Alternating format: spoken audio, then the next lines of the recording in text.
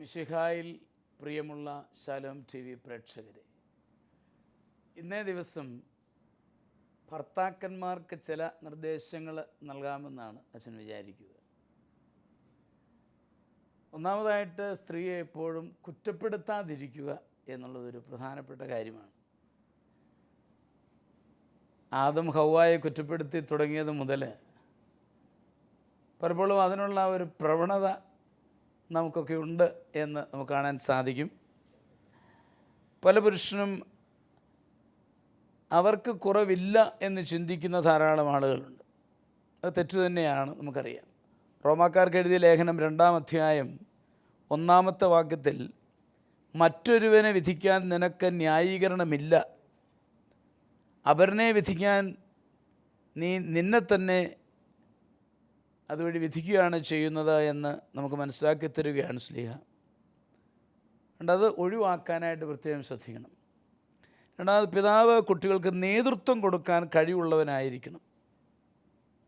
എല്ലുമുറിയെ പണിയെടുത്ത് വീട്ടിലേക്ക് പണം സമ്പാദിക്കുവാൻ പല ഭർത്താക്കന്മാരും വളരെ മുൻപിലാണ്.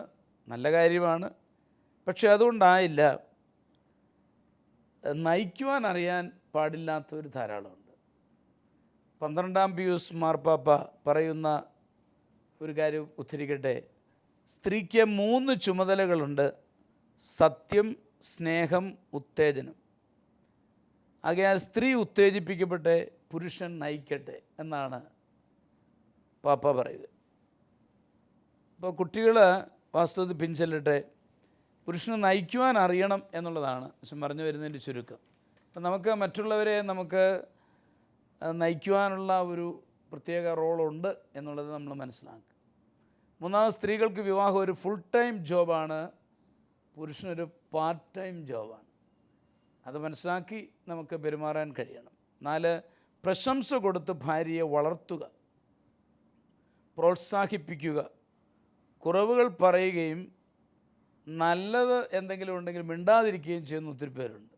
അത് ശരിയല്ല. കൊളോസോസ് 3:19 പറയുന്നത്, ഭാര്യമാരെ സ്നേഹിക്കുവിൻ, അവരോട് നിർദ്ദയമായി പെരുമാറരുത് എന്നാണ്. അവരുടെ ആ സ്നേഹത്തിൻ്റെ ഭാഗം അവർക്ക് ഉത്തേജനം കൊടുത്ത് നല്ല കാര്യങ്ങളൊക്കെ ഉണ്ടെന്ന് എടുത്ത് പറയണം. ടേക്കൺ ഫോർ ഗ്രാൻഡഡ് ആയിട്ടൊന്നും വിടരുത്. 5ാമത്, ഭാര്യയുടെ ഉത്തേജനം സ്വീകരിക്കുവാൻ തയ്യാറാവുക എന്ന് പറഞ്ഞാൽ ഭർത്താവ് ഒരു അനങ്ങാപ്പാറയായിട്ടിരിക്കരുത്. ഭാര്യ നമുക്ക് പ്രോത്സാഹനം തരുമ്പോൾ അതിലൊരു സന്തോഷമൊക്കെ ഉണ്ട് എന്ന് നമ്മൾ പ്രകടമാക്കണം എന്നുള്ള പ്രത്യേകമായിട്ട് പറയുകയാണ്. അഹങ്കാരിയായ ഭർത്താവ് ഭാര്യയെ ഇത് ചെയ്യാൻ അനുവദിക്കുകയില്ല. എളിമയുള്ള ഭർത്താവ് പ്രശംസയും സ്തുതിയും ക്ഷണിക്കും. സന്തോഷമില്ലാത്ത ഭർത്താവ് തൻ്റെ സന്തോഷമില്ലായ്മയുടെ കാരണം ഭാര്യയിൽ കണ്ടുപിടിക്കും. നീ ഇവള് കാരണം, ഇവള് വന്നേ പിന്നെ കുഴപ്പമൊക്കെ എന്ന് ചിന്തിക്കുവാൻ ഇടയാവുന്ന സാഹചര്യമുണ്ട്. 6ാമത്, ഭാര്യയെ അംഗീകരിക്കുക. ഭാര്യയോടുള്ള സ്നേഹത്താൽ ഭർത്താവ് ഏത് കഠിനാധ്വാനവും ചെയ്ത് ഭാര്യയുടെ പ്രശംസ പിടിച്ചു പറ്റാൻ ശ്രമിക്കണം. അത് ലജ്ജിക്കാനൊന്നുമില്ല. നാട്ടുകാർക്ക് നല്ലവൻ നല്ല ഭർത്താവാകണമെന്നില്ല. ചിലർ കമ്പനി അടിച്ച് കൂടുതൽ പണം പൊതുരംഗത്ത് കളയും. പൊതുസ്വാധീനം ഒത്തിരിയാണ്, എന്നാൽ വീട്ടിൽ സ്വാധീനമില്ല. ഭാര്യയ്ക്കും കുഞ്ഞുങ്ങൾക്കും അയാൾ നല്ലവനുമല്ല. അങ്ങനെ വരാതിരിക്കുവാൻ വേണ്ടി ചില നിർദ്ദേശങ്ങൾ അച്ഛൻ തന്നു എന്നേ ഉള്ളൂ. നമുക്ക് ചിന്തിക്കാം. ഇത്രയും പറഞ്ഞുകൊണ്ട് നമുക്ക് ഇന്നത്തെ കത്തുകളിലേക്ക് കിടക്കാം. ഇന്നത്തെ കത്ത് ആരുടേതാണ് മിനി? ആദ്യത്തത് ആലപ്പുഴയിൽ നിന്ന് ഷോൺ എഴുതുന്നു. ഷോണാണ്. എൻ്റെ മൂത്ത മകൻ ബാംഗ്ലൂരിൽ പഠിച്ചുകൊണ്ടിരിക്കുകയാണ്. ഈയിടെയായി അവനൊരു ഓർത്തഡോക്സ് സഭയിൽപ്പെട്ട പെൺകുട്ടിയുമായി പ്രേമത്തിലാണ്. എത്രയേറെ ഉപദേശിച്ചിട്ടും അതിൽ നിന്ന് അവൻ പിന്മാറുന്നില്ല. ഗുണം ആണെങ്കിലും ദോഷമാണെങ്കിലും അത് മതി എന്നവൻ പറയുക. അവൻ ഇതുവരെ ജോലിയും കിട്ടിയിട്ടില്ല. എന്നാൽ ആ പെണ്ണിന് ജോലിയുമുണ്ട്. അവളുടെ വീട്ടുകാർക്ക് ഈ വിവാഹം ഇഷ്ടമില്ല എന്നാണ് അറിയുക. അവൻ ഇപ്പോൾ തന്നെ ഒത്തിരി പണം മുടക്കി അവൾക്ക് പലതും വാങ്ങിക്കൊടുത്തിട്ടുണ്ട്. അവൾക്ക് അവളുടെ മാതാപിതാക്കളെ വിഷമിപ്പിച്ചിട്ട് പോരാനും മടിയാണ്. ഈ സാഹചര്യത്തിൽ ഞങ്ങൾ എന്തു ചെയ്യണം? ആവശ്യമായ മാർഗനിർദ്ദേശങ്ങൾ നൽകണമേ. തീർച്ചയായിട്ടും ഷോണിനെ ഞാൻ മനസ്സിലാക്കുന്നു. എന്നാൽ പഠിക്കുന്ന മകന് ജോലിയുള്ള ഒരു പെണ്ണുമായിട്ടുള്ള വിവാഹം അത്ര എളുപ്പമല്ല എന്ന് നമുക്കെല്ലാവർക്കും അറിയാം. ആര് ചിന്തിച്ചാലും അത് മനസ്സിലാവുന്ന കാര്യമാണ്. എങ്കിലും അവൻ ഇത്രയേറെ നിർബന്ധിക്കുന്നതിനാൽ എൻ്റെ ഒരു അഭിപ്രായം അവളുടെ മാതാപിതാക്കളുമായി ബന്ധപ്പെടുന്നത് ഉചിതമാണ്. നിർബന്ധിക്കാനല്ല, എന്താണ് അവരുടെ വീക്ഷണമെന്നൊക്കെ ഒന്ന് മനസ്സിലാക്കുന്നുള്ളതാണ്. അപ്പോൾ മാതാപിതാക്കളെ വിഷമിപ്പിച്ചിട്ട് പോരില്ല എന്ന് പറയുമ്പോൾ പ്രേമത്ര കലശലാണോ എന്നും കൂടെ ചിന്തിക്കണമെന്ന് തോന്നുന്നു. ഏതായാലും എൻ്റെ ഒരു ചിന്ത, അവനൊരു സൈക്കോളജിക്കൽ കൗൺസിലിങ്ങിന് അയക്കുന്നത് വളരെ നല്ലതാണ്. കാരണം അവനിപ്പം നിൽക്കുന്ന ആ ഒരവസ്ഥയെ ഒന്ന് മനസ്സിലാക്കാനും അതിൽ നിന്ന് അവനെ പിന്തിരിപ്പിക്കാനും ഒക്കെ ഒരു പക്ഷേ അത് ഉചിതമായിരിക്കാം. അതിലൂടെ ഒരു സ്വാതന്ത്ര്യം കിട്ടുകയാണെങ്കിൽ അത് ഒരു രക്ഷയാണല്ലോ. വീട്ടുകാർ തമ്മിൽ ബന്ധപ്പെട്ടിട്ട് അത് നടത്താവുന്നതാണ്. തീർച്ചയായിട്ടും കുട്ടി നമ്മുടെ വീട്ടിൽ വന്ന് നിൽക്കേണ്ടതും ഈ വിവാഹം നടത്തണമെന്നുള്ളൊരു ചിന്തയിലേക്കാണ് നീങ്ങുന്നതെങ്കിൽ ഞാൻ പറയുന്നത്, നമ്മുടെ വീട്ടിൽ വന്ന് നിൽക്കേണ്ടതായതുകൊണ്ട് ഞാൻ പറയുന്നതാണ് കേട്ടോ, നമ്മുടെ കത്തോലിക്ക സഭയിലേക്ക് ചേരുവാനായിട്ട് പ്രേരിപ്പിക്കുന്നത് ആവശ്യമാണ്. പുനഃപ്പെടുത്തി എടുത്താൽ മതിയല്ലോ. അതിനായിട്ട് വികാരിയച്ഛനോടും ബന്ധപ്പെടുക. തീർച്ചയായിട്ടും ഞങ്ങൾ പ്രാർത്ഥിക്കാം. എല്ലാം ദൈവഹിത പ്രകാരമാകുവാൻ വേണ്ടി അച്ചായനും പ്രാർത്ഥിക്കണം. ഷോണിനെ ഞാൻ അപ്രീഷിയേറ്റ് ചെയ്യുകയാണ്. കാരണം ഷോൺ ഇങ്ങനെ ഒരു അവസരത്തിൽ ഷാലോമിലേക്ക് കത്തെഴുതുവാനിടയായതിൽ സന്തോഷിക്കുന്നു. ദൈവത്തിന് അസാധ്യമായിട്ടൊന്നുമില്ല എന്ന് നമുക്കറിയാം. ലൂക്കാ 1:37 പറയുന്നുണ്ട്. ഷോണും കുടുംബവും അവരുടെ മേൽ തിരുരക്തം തളിച്ച് പ്രാർത്ഥിക്കുക. ഞങ്ങളും തീർച്ചയായിട്ടും ഷോണിന് വേണ്ടി പ്രാർത്ഥിക്കും. ഇതേക്കുറിച്ച് എന്ത് പറയുന്നു മിനി? വീട്ടിൽ നിന്ന് അകന്ന സാഹചര്യത്തിലാണ് ഈ പ്രേമബന്ധത്തിലായത്. അവന് പെൺകുട്ടിയോട് നല്ല സ്നേഹമുണ്ടെന്നാണ് ഈ കത്തിൽ കാണുന്നത്. പണം മുടക്കി ഒത്തിരി സാധനങ്ങളൊക്കെ മേടിച്ചു കൊടുക്കുന്നു. ഗുണമാണെങ്കിലും ദോഷമാണെങ്കിലും അത് മതിയെന്ന് തന്നെ ഇങ്ങനെ ഉറച്ചു നിൽക്കുന്നു. പക്ഷെ പെൺകുട്ടിയുടെ കാര്യം നമുക്ക് ശരിക്കും അറിയത്തുമില്ല. വീട്ടുകാർ അതിൽ ഇടപെട്ട് അവർക്ക് നന്മയ്ക്കാണ് നന്മ കേട്ട് പ്രാർത്ഥിച്ചുകൊണ്ട് നമുക്കും പ്രാർത്ഥിക്കാം. എന്ത് പറയുന്നു ജെയിംസ്? എനിക്കും അച്ഛൻ പറഞ്ഞൊരു കാര്യത്തോട് ഞാൻ യോജിക്കുകയാണ്. ഒരു വൺ സൈഡ് ആണോ എന്നൊരു സംശയമുണ്ട്. അപ്പോൾ അവനെ ശരിയായി ബോധ്യപ്പെടുത്തേണ്ടത് ഉത്തരവാദിത്വം മാതാപിതാക്കളിൽ നിൽക്കുന്നു. അവരത് ചെയ്യേണ്ടിയിരിക്കുന്നു. പിന്നെ വചനം പറയുന്നത് ഈശോ പ്രാർത്ഥിച്ചുള്ള ശിഷ്യന്മാർക്ക് വേണ്ടിയിട്ട് ലോകത്തിൽ നിന്നും അവരെ എടുക്കണമെന്നല്ല, പിന്നെയോ ദുഷ്ടരിൽ നിന്നും അവരെ കാത്തുകൊള്ളണമെന്നാണ് ഞാൻ പ്രാർത്ഥിക്കുന്നത്. ഇതുപോലെ മാതാപിതാക്കൾ കുഞ്ഞിന് വേണ്ടിയിട്ട് പ്രാർത്ഥിക്കുക. അവനെ നഷ്ടപ്പെട്ടു പോയ, അവന് കൊടുക്കാൻ സാധിക്കാതെ ഇരുന്ന, അവൻ അകലെയായിരുന്നപ്പോൾ ആയിരുന്ന സാഹചര്യത്തിൽ അവന് നഷ്ടപ്പെട്ടു പോയ സ്നേഹം പ്രാർത്ഥനയിലൂടെ കൊടുക്കാൻ പറ്റും. നമ്മുടെ കർത്താവിന് അതിനുള്ള കഴിവുണ്ട്. നമ്മുടെ സഭയിൽ അതിനുള്ള സംവിധാനമുണ്ട്. ഈ സഭയെയും വിശുദ്ധ ഗ്രന്ഥത്തെയും തുണയാക്കി സ്വീകരിച്ചുകൊണ്ട് ശ്രേഷ്ഠന്മാരായ വൈദികരുടെ ഉപദേശമൊക്കെ സ്വീകരിച്ച് പരിഹരിക്കാവുന്നതേ ഉള്ളൂ എന്നാണ് എനിക്ക് തോന്നുന്നത്. ഇത് വലിയ ഗൗരവമുള്ള വിഷയമൊന്നുമായിട്ട് തോന്നുന്നില്ല. എങ്കിലും ഈ ഷോണിനെ സംബന്ധിച്ചിടത്തോളം സംഘർഷപരമായ ഒരു അന്തരീക്ഷത്തിൽ അച്ഛൻ എഴുതിയതാണ്. അപ്പോൾ നമുക്കും പ്രാർത്ഥിക്കാം, ആ കുടുംബത്തിന് വേണ്ടിയും ഷോണിന് വേണ്ടിയും. നമ്മുടെ പ്രാർത്ഥനയിൽ നമുക്ക് ഓർക്കാൻ, നമുക്ക് വാഗ്ദാനം ചെയ്യാം പ്രാർത്ഥന. അപ്പം നമ്മുടെ ഒരു കൺക്ലൂഷനായിട്ട് ഷോണിനോട് പറയാനുള്ളത്, പ്രധാനമായിട്ടും കുടുംബം ഒന്നാകെ പ്രാർത്ഥിക്കുക എന്നുള്ളതാണ്. പ്രത്യേകിച്ച് ഈ മകനെ പ്രത്യേകം സമർപ്പിച്ച് നിങ്ങൾ പ്രാർത്ഥിക്കുക. ഒരു മനസ്സോടെ പ്രാർത്ഥിക്കുമ്പോൾ ദൈവം കാര്യമായിട്ട് പ്രവർത്തിക്കും എന്നുള്ളതാണ് ആദ്യമായിട്ട് പറയാനുള്ളത്. രണ്ടാമതായിട്ട് പറയാനുള്ളത്, വളരെ സ്നേഹത്തോടു കൂടി കുറച്ചൊക്കെ നയം ഉപയോഗിച്ച് വേണം അതിനൊരു കൗൺസിലിങ്ങിന് നയിക്കുന്നത് നല്ലതാണ്. കാരണം നിങ്ങളൊരു ഉപദേശം കൊടുക്കുന്നതിനേക്കാൾ അത് ഫലവത്താകും. അവൻ്റെ ഉള്ളൊന്ന് തുറന്നു പറയാനും അതുവഴി അവന് വേണ്ട മാർഗനിർദ്ദേശം കൊടുക്കാനൊക്കെ സാധിക്കും. അതെവിടെ എന്നുള്ളത് ഷോൺ ആലോചിച്ചിട്ട് ചെയ്യുക.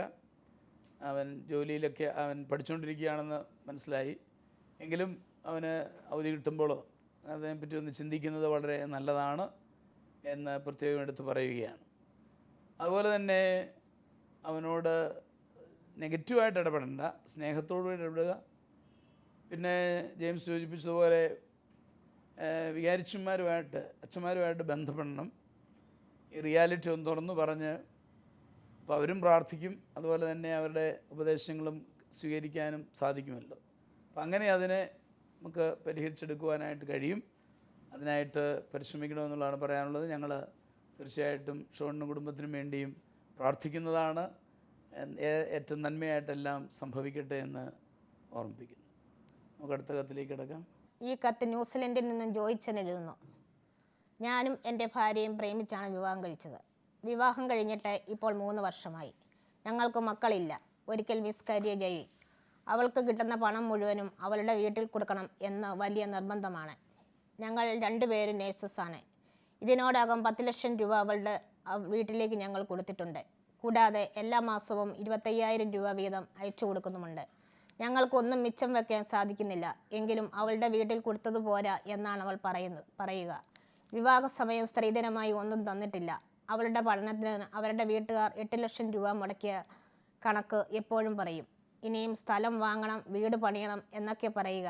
നാട്ടിൽ വന്നപ്പോൾ ഒരു കൗൺസിലിങ്ങിന് പോയിരുന്നു. അപ്പോൾ ആ അച്ഛൻ പറഞ്ഞത് ഇനിയും അവളുടെ വീട്ടിലേക്ക് രൂപയൊന്നും കൊടുക്കണ്ട എന്നാണ്. ഈ സാഹചര്യത്തിൽ ഞാൻ എന്ത് ചെയ്യണം? ശാലോം TV-യിലൂടെ മറുപടി തരണമേ. തീർച്ചയായിട്ടും ജോയിച്ചനെ ഞാൻ മനസ്സിലാക്കുന്നു. ജോയിച്ചൻ വളരെ നല്ല മനസ്സുള്ള ആളാണ് എന്നറിയുന്നതിൽ തീർച്ചയായിട്ടും എനിക്ക് സന്തോഷമുണ്ട്. നാട്ടിൽ വന്നപ്പോൾ കൗൺസിലിങ്ങിന് പോയപ്പോൾ അച്ഛൻ പറഞ്ഞത് വളരെ ശരിയാണ് എന്നാണ് എനിക്ക് പറയാനുള്ളത്. ഇനി അധികം കൊടുക്കേണ്ടതില്ല എന്നാണ് എനിക്ക് പറയാനുള്ളത്. പിന്നെ അവർക്ക് ജീവിക്കാനുള്ള ഒരു സമ്പാദ്യം കൊടുക്കുന്നത് തീർച്ചയായിട്ടും നല്ലതാണ്. അതുകൊണ്ട് ഇപ്പോൾ കൊടുത്തുകൊണ്ടിരിക്കുന്ന ഒരു 25,000 രൂപ അത് തുടരുക, നമ്മൾ നിഷേധിക്കേണ്ട. എന്നാൽ മറ്റ് കൂടുതൽ പണം ഇനി കൊടുക്കേണ്ടതില്ല എന്ന് തന്നെയാണ് ചോദിച്ചാൽ എനിക്ക് പറയാനുള്ളത്. നിങ്ങളുടെ പ്രയത്നഫലം ബാങ്കിൽ നിക്ഷേപിച്ച് നിങ്ങൾക്കൊരു ഡെപ്പോസിറ്റ് ഉണ്ടാകേണ്ടത് ആവശ്യമാണ്. നിങ്ങളൊരു കുടുംബം രൂപപ്പെടുത്തി വരികയാണല്ലോ. ഈ വിവരങ്ങൾ ഭാര്യയെ സ്നേഹപൂർവ്വം പറഞ്ഞ് മനസ്സിലാക്കുക. ഒരു വഴക്കായിട്ടൊന്നുമല്ല, നമുക്ക് നമ്മുടെ കുടുംബത്തിന് കുറച്ച് മാറ്റി വയ്ക്കണ്ടേ എന്നുള്ള കാര്യമൊന്ന് വളരെ സ്നേഹത്തോടെ പറഞ്ഞ് ജോയിച്ചിന് മനസ്സിലാക്കണം എന്നതാണ് എനിക്ക് പറയാനുള്ളത്. ഒരു പ്രത്യേക ആവശ്യം വരുമ്പോൾ ആ സാഹചര്യത്തിൽ നമുക്ക് സഹായിക്കാൻ സാധിക്കും. ഇപ്പോൾ ഉദാഹരണമായിട്ട് അവരുടെ വീട്ടിലൊരു പ്രത്യേക ആവശ്യം വന്നു, ഒരു വിഷമമുണ്ടായി. ആ സമയത്ത് നിങ്ങൾക്ക് ജനറസായിട്ട് ഉദാരമായിട്ട് സഹായിക്കാൻ സാധിക്കും. അത് നല്ല കാര്യം തന്നെയാണ് എന്നുള്ളതും ഞാൻ എടുത്തു പറയുകയാണ്. ലൂക്കാസ് സുവിശേഷം 12:15 പറയുന്നത് പോലെ മനുഷ്യജീവിതം സമ്പത്ത് കൊണ്ടല്ല ധന്യമാകുന്നത് എന്ന് ഓർക്കുക. പണത്തിന് വേണ്ടി ഇങ്ങനെ അങ്ങോട്ട് എന്ന് പറയാൻ ഉദ്ദേശിക്കുന്നത് ഭാര്യയാണെങ്കിലും എൻ്റെ വീട്ടിലേക്ക് വേണം എന്നുള്ള ശാഠ്യമില്ലാതെ ജീവിക്കുവാനായിട്ട് പരിശ്രമിക്കണം എന്ന് പ്രത്യേകം ഓർമ്മിപ്പിക്കുകയാണ്. നല്ല ബന്ധം 2 വീട്ടുകാരുമായും പുലർത്തി സ്നേഹത്തിലായിരിക്കുക എന്നതാണ് പ്രധാനം. രണ്ടും നമ്മുടെ വീട് തന്നെയാണ്. 2 വീട്ടുകാരോടും വളരെ സ്നേഹത്തോടു കൂടി സന്തോഷത്തോടു കൂടി രമ്യതയിൽ ഭംഗിയായിട്ട് മുമ്പോട്ട് പോകണം എന്നുള്ളത് ഏറ്റവും പ്രധാനപ്പെട്ടതാണ്. അങ്ങനെ സ്നേഹത്തിലാകുമ്പോൾ പ്രത്യേക സാഹചര്യത്തിൽ നമ്മൾ ഉദാരമായി സഹകരിക്കുകയും ചെയ്യും. പ്രത്യേക ആവശ്യം വരുമ്പോൾ ആരാ സഹായിക്കാത്തത്? തീർച്ചയായിട്ടും നിങ്ങൾക്ക് സഹായിക്കാൻ സാധിക്കും. ഇത് സ്നേഹത്തിൽ ഭാര്യയെ പറഞ്ഞ് മനസ്സിലാക്കി ഈ പ്രശ്നം കൈകാര്യം ചെയ്യണമെന്നാണ് എനിക്ക് പറയാനുള്ളത്. തീർച്ചയായിട്ടും ജോയിച്ചിൻ്റെ കുടുംബത്തിന് വേണ്ടിയും ഞങ്ങൾ പ്രാർത്ഥിക്കുന്നതാണ്. എല്ലാം സമാധാനപരമായിട്ട് സോൾവ് ചെയ്യാൻ സാധിക്കും എന്ന് തന്നെ നമുക്ക് വിശ്വസിക്കാം. ഇതേക്കുറിച്ച് എന്ത് പറയുന്നു ജെയിംസ്? നമുക്ക് ലഭിച്ച ഈ കത്തിൻ്റെ അടിസ്ഥാനത്തിൽ പറയുമ്പോൾ ഒരു വലിയ സത്യം പറയാതിരിക്കുക വയ്യ. വളരെ നമ്മുടെ നാട്ടിൽ സ്വാഭാവികമായി കാണുന്ന ഈ പ്രകാരമുള്ള പ്രേമവിവാഹങ്ങൾ പ്രേമിക്കുന്ന വ്യക്തികളെ പ്രേമിക്കുന്ന സമയങ്ങളിൽ തങ്ങളുടെ പോസിറ്റീവ്സാണ് എടുത്ത് കാണിക്കുക. അവർ പരസ്പരം ആകർഷിക്കാനും വിട്ടുപോകാതിരിക്കുവാനും സാഫല്യം അണിയാൻ വേണ്ടി പോസിറ്റീവ്സ് എടുത്ത് കാണിക്കുന്നു. എന്നാൽ വിവാഹശേഷം ആണ് ഇവരുടെ യഥാർത്ഥ ലൈഫിലേക്ക് കടന്നു ചെല്ലുവാനായിട്ട് സാധിക്കുന്നത്. അതാണ് അറേഞ്ച് മാരേജും പ്രേമവിവാഹം തമ്മിലുള്ള വ്യത്യാസം. അറേഞ്ച് മാരേജ് മാതാപിതാക്കൾ ആലോചിക്കുമ്പോൾ ചെറുക്കിന് എന്തെങ്കിലും കുറവുണ്ടോ, പെണ്ണിന് എന്തെങ്കിലും കുറവുണ്ടോ, അതാണ് ആദ്യം അന്വേഷിക്കുന്നത്. കുടുംബ ബന്ധങ്ങളിലെ കുറവുകളോ അങ്ങനെയെല്ലാം നമ്മൾ അന്വേഷിക്കും. അപ്പോഴാണ് കറക്റ്റായിട്ടുള്ള വിവാഹബന്ധത്തിലേക്ക് ഏർപ്പെടുത്തുവാനായിട്ട് വധുവിനെയും വരനെയും ഒരുക്കുവാൻ മാതാപിതാക്കൾ സാധിക്കുന്നത്. ഈ പശ്ചാത്തലം എടുത്തു പറയാതിരിക്കാൻ വയ്യ. ഈ അറേഞ്ച്ഡ് മാരേജ് വളരെ ഗൗരവമായി ഇനിയും നമ്മൾ പിന്തുടരേണ്ട കാലഘട്ടമാണിത്. അപകടം പിടിച്ച അവസ്ഥയിലാണ്. അപ്പോൾ ഇവരുടെ വിവാഹ ശേഷം ഇപ്രകാരമുള്ള നെഗറ്റീവ് അനുഭവങ്ങൾ അവരുടെ ജീവിതത്തിൽ വന്നു. അത് ഉൾക്കൊള്ളാൻ സാധിക്കാത്ത അവസ്ഥയിലാണ് ഇപ്രകാരമുള്ള കുറ്റപ്പെടുത്തലുകളും കുറവുകളും ഉയർന്നു വരുന്നത്. അതിനെ പരിഹരിക്കാനുള്ള ഒരു മാർഗം അവർ പരസ്പരം സമയമെടുത്ത് സംസാരിക്കണം. അവരിരുന്ന് പങ്കുവയ്ക്കും. ഇതിനു മുമ്പ് പ്രേമിച്ച കാലഘട്ടങ്ങളിൽ അവരെങ്ങനെ സംസാരിച്ചിരുന്നുവോ അതുപോലെ തന്നെ സമയമെടുത്ത് അവർ സംസാരിക്കണം. അപ്പോൾ രണ്ടു കൂട്ടർക്കും തങ്ങളുടെ വിവാഹശേഷമുള്ള അവസ്ഥയും യഥാർത്ഥ മനുഷ്യൻ്റെ അവസ്ഥയും മനസ്സിലാക്കാൻ പറ്റും. അങ്ങനെ പ്രശ്നങ്ങളെ രമ്യമായി പരിഹരിക്കുവാനും മനസ്സുണ്ട് എങ്കിൽ പണമൊന്നും ഒരു വിഷയമല്ല. ഇപ്പോൾ കൊടുക്കുന്ന 25,000 എന്നല്ല, സ്നേഹത്തിൻ്റെ ബേസിലാണെങ്കിൽ ആവശ്യ സമയങ്ങളൊക്കെ സഹായിക്കാനായിട്ടുള്ള സാധ്യത ഈ എഴുത്തെഴുതിയ വ്യക്തിക്കുണ്ട്. തീർച്ചയായിട്ടും ജോയിച്ചിട്ടുണ്ട്. അതുകൊണ്ട് പ്രാർത്ഥനയിൽ സ്നേഹത്തിൽ ഒരുമിച്ചിരിക്കുക. അവർക്ക് കുടുംബ പ്രാർത്ഥന ഉണ്ടോ എന്നൊന്നും പറഞ്ഞിട്ടില്ല.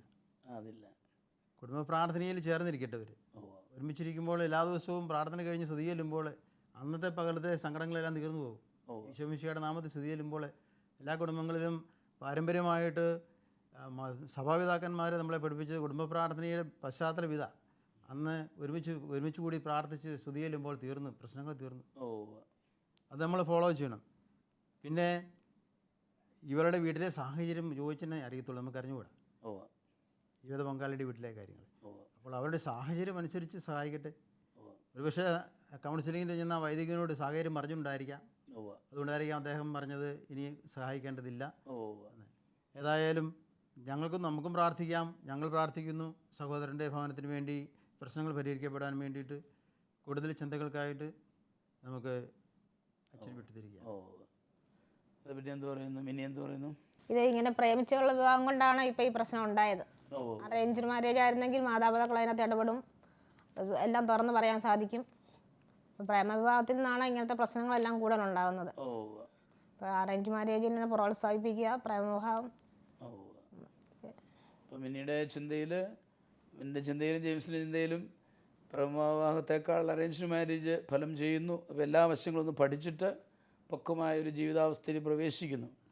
ജെയിംസ് സൂചിപ്പിച്ചത് അങ്ങനെ ഒരു ട്രഡീഷണൽ അപ്രോച്ചിലേക്ക് നമ്മൾ തിരിച്ചു പോകേണ്ട സമയം ആയിരിക്കുന്നു എന്നുള്ളതാണ് സൂചിപ്പിച്ചത്. അത് ഞാൻ സന്തോഷപൂർവ്വം പറയുന്നുവെങ്കിൽ ഇപ്പം ജോയിച്ചൻ്റെ പ്രത്യേകമായ പ്രശ്നത്തിൽ മക്കളില്ലാത്തതുകൊണ്ട് ജെയിംസ് പറഞ്ഞതുപോലെ ഈ പ്രാർത്ഥന കഴിഞ്ഞിട്ട് ഒരു നല്ല ഷെയറിങ്, പലപ്പോഴും ഞാൻ എല്ലാ ദമ്പതികളോടും പറയാറുള്ളതാണ്, ബെഡ്റൂമിൽ കയറിയിട്ട് രണ്ടുപേരും കൂടെ ഒരു അന്നത്തെ ദിവസം ഒന്ന് ഷെയർ ചെയ്യുക.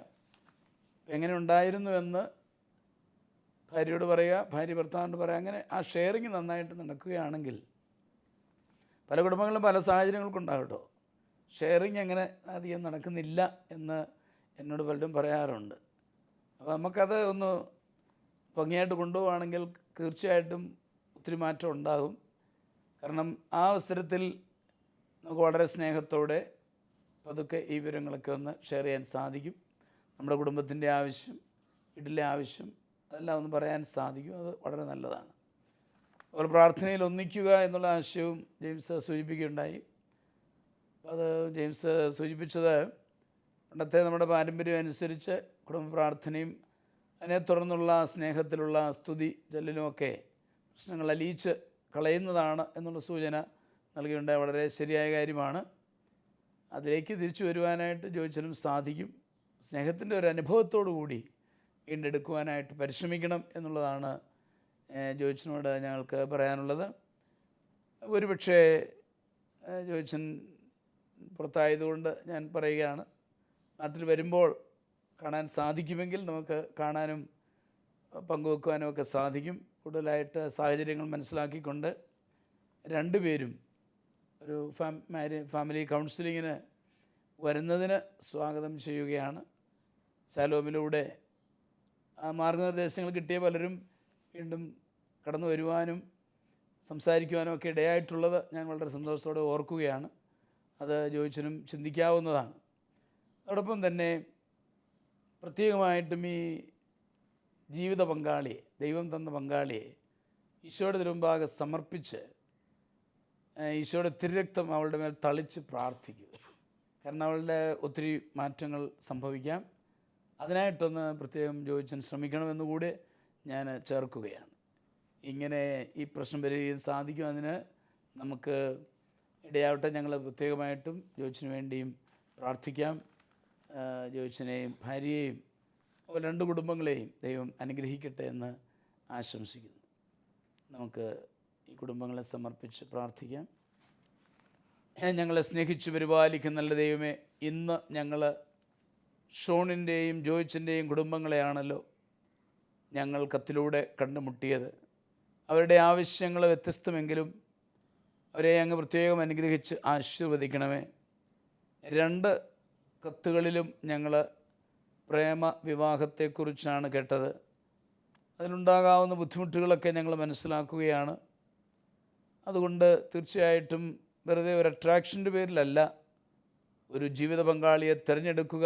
ദൈവം കരുതിയിരിക്കുന്ന വ്യക്തിയെ തിരഞ്ഞെടുക്കാനും ആ വ്യക്തിയെ സ്നേഹിക്കാനും ആ വ്യക്തിയെ അങ്ങേയറ്റം സ്നേഹത്തിൽ ഒന്നാക്കുവാനുമുള്ള പരിശ്രമങ്ങൾ ഉണ്ടാകുവാൻ എല്ലാ യുവജനങ്ങളെയും അങ്ങ് അനുഗ്രഹിക്കണമേ. പ്രത്യേകമായും ഞങ്ങൾ ഇന്ന് അങ്ങയുടെ മുമ്പാകെ സമർപ്പിക്കുന്ന ഷോണിൻ്റെയും ജോയിച്ചിൻ്റെയും കുടുംബങ്ങളെ അങ്ങ് ഏറ്റെടുക്കണമേ. അവരുടെ ആവശ്യങ്ങളെ അങ്ങ് മനസ്സിലാക്കിക്കൊണ്ട് അവരുടെ കുറവുകൾ പരിഹരിച്ചുകൊണ്ട് അവരെ 2 കുടുംബങ്ങളെയും അനുഗ്രഹിക്കണമേ. ഞങ്ങളെ കേട്ടുകൊണ്ടിരിക്കുന്ന എല്ലാ കുടുംബങ്ങളെയും ഈ നിമിഷം കർത്താവെ അങ്ങ് കരം നീട്ടി അനുഗ്രഹിച്ച് ആശീർവദിക്കണമേ. പിതാവും പുത്രനും പരിശുദ്ധാത്മാവുമായ സർവേശ്വര എന്നേക്കും. ഈ പ്രോഗ്രാമിലേക്ക് കത്തുകളും അഭിപ്രായങ്ങളും അയക്കേണ്ട വിലാസം: to the producer, family counselling, Shalom television, Peruvannamuzhi PO, Kozhikode 673528. Email info@shalomtelevision.com.